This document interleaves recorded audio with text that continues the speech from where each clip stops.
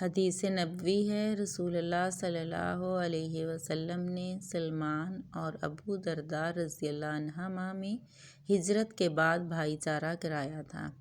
ایک مرتبہ سلمان رضی اللہ عنہ ابو درداء رضی اللہ عنہا سے ملاقات کے لیے گئے تو ان کی عورت ام درداء رضی اللہ عنہا کو بہت پھٹے پرانے حال میں دیکھا۔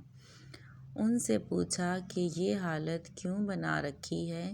ام درداء رضی اللہ عنہا نے جواب دیا کہ تمہارے بھائی ابو درداء رضی اللہ عنہ ہیں جن کو دنیا کی کوئی حاجت ہی نہیں ہے۔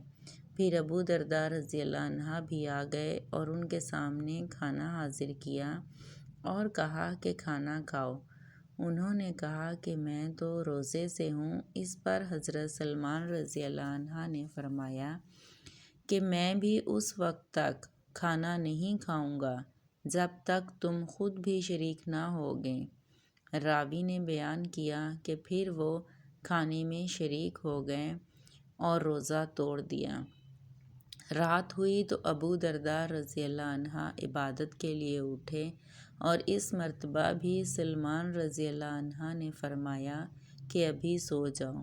پھر جب رات کا آخری حصہ ہوا تو سلمان رضی اللہ عنہ نے فرمایا کہ اچھا اب اٹھ جاؤ۔ چنانچہ دونوں نے نماز پڑھی۔